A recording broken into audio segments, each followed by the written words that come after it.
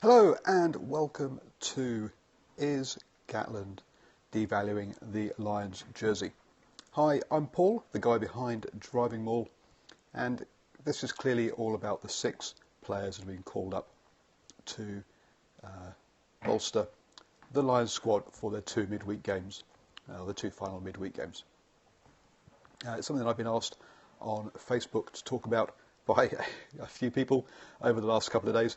And sorry I didn't get to do this yesterday, but I was having a bit of a rugby detox. So first up, everyone's talking about these 6 players that are joining, 4 from Wales and 2 from Scotland. Gatland's called them up so that players don't have to back up play this Tuesday and this coming Saturday, having also played last Saturday as well.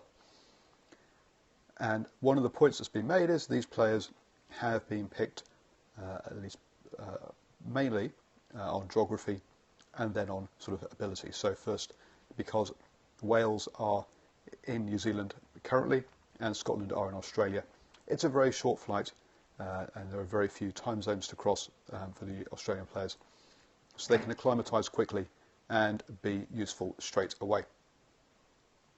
Now, so Crashball says 100% it is devaluing it, sending the message he does all he can to win, but doesn't. Well, we'll get on to that in a second, but I'm not going to fully agree with you there. First up, Finn Russell. A lot of people were talking that he could or should have been in the original squad anyway. So I think we shouldn't be. It's unfair on him to say it's being devalued because he's not good enough. Whereas I think he is.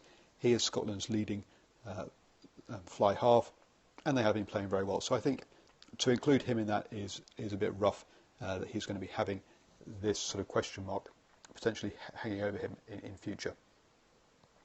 Gareth Davies, a little less so. People weren't talking about him being in it, but for me he was great at the Rugby World Cup, and I've got no problems with him being here either.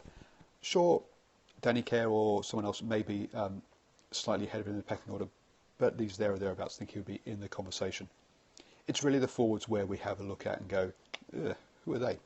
And let's just go through those names though. Corey Hill, Thomas Francis, Alan Dell, and Christian Dacey. Now I know Thomas Francis pretty well because he plays for Exeter Chiefs, which is my team back in the UK that I support. The other names, I'm not quite so familiar with. Alan Dell. I actually think it's been doing pretty well up for Scotland with the injuries up there in the front row. But the other 2, I must admit, are less well known to me. I don't really recognise those names. So yeah, so there are a couple of guys here who are there because of where they have been located. But let's look back at history for a second, shall we? At the last the last Lions tour 4 years ago, Shane Williams had retired from top-class international rugby, was in Japan playing his rugby, was on tour down in Australia and got called up into a side. We weren't all shouting then that he was devaluing the jersey by having Shane Williams play a game. And we are talking about midweek games, so we're not talking about test jerseys. So I really think that we're getting a bit precious about the jersey, something that I've accused kind of like the All New Zealanders of before, but I do think we're getting a bit precious of the jersey and of the kind of culture and image around it. And that's probably a lot down to the Lions marketing campaign themselves. They know they only exist every 4 years. They have to keep the tradition. They have to big that up as much as possible. And so they've marketed that to high heaven, getting everyone believing in it. Whereas before, the professionalism before recently, where they've had, it wasn't seen as being quite. Yes, it was still the best players from the 4 nations, but players were drafted in who were on tour just to make up numbers and to fill in gaps where needed. And that's what we're talking about here. We're just talking about filling in gaps where needed. It's perhaps a bit more organised about filling in those gaps than previously. Okay? We're not pulling Jason Leonard out from a supporters tour to sit on the bench or anything silly like that. These guys at least are playing top-level rugby at the moment, unlike Shane Williams was when he was drafted in. And I say, we're into midweek games, jerseys here. In the past, test jerseys have been given out this way. Andy Nicol picked one up, for example. Again, he sat on the bench for a test match and got a test jersey, and he'd been out leading a supporters tour group but they had a sudden need for someone on the bench, so dragged them in. Now, could they have called up some players from Ireland who are in Japan? Yes, I think they could, because there isn't a time zone issue there. They could have flown down. Yeah, it's a long flight, but it's not. But their body clocks are okay. So I think I think some of the Irish players are perhaps a tad unlucky not to be called up, but already a lot of Irish players have been. So I'm not sure who you would have picked ahead of others in that situation. The other place, but the real outcry really is around the England players, and especially Joe Launchbury, and also Ford. And I think Ford has a less of a case because I think, as I say, Finn Russell is a very adequate replacement. Joe Launchbury has been unlucky not to be in the original party and not to get called up now as well. But they are in Argentina. We saw what state the first choice Lions were, who had been preparing together in Ireland, flew out here, landed on the, I think it was a Tuesday, and then went and played a game on the Saturday. Or actually they landed Wednesday, didn't they? And they looked a mess because they'd just got off a 24-hour flight and moved 12 time zones. The England players would have been doing something similar like that. They would be on a stupidly long flight, changing a lot of time zones, and then being expected to back up with no time to get their body clocks right.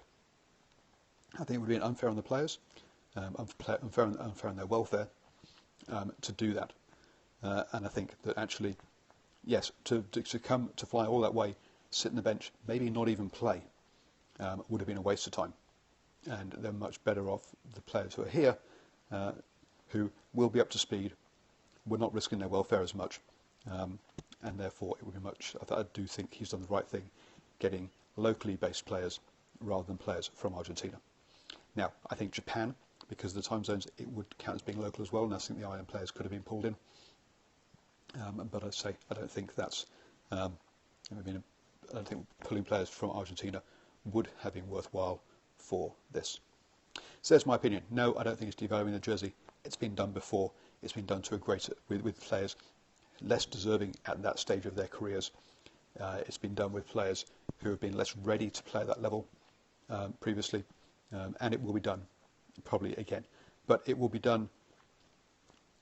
It should be done in this style with a bit more organisation, rather than trying to pull someone off a supporters tour and saying throw a pair of boots on.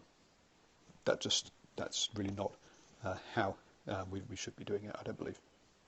So that's my point of view. No, I don't think he's devaluing the jersey. I think he's doing what's been done in history. And yes, I know I'm going against public opinion on that one. I'm going to head now. I'm going to be down at the Chiefs tomorrow for that game. So look out for some for my mid-game and post-game reports on here. I'll also be doing some videos for the Sportsman Twitter profiles. Have a look for those as well. Please thumb this up if you've liked it. No doubt you haven't, and if you haven't, thumb it down on YouTube. That's also cool as well. And please do share with your friends and say, hey, this guy doesn't know what he's talking about. He is devaluing the shirt. Catch you all later. I'll be giving you a weather's report for the game tomorrow.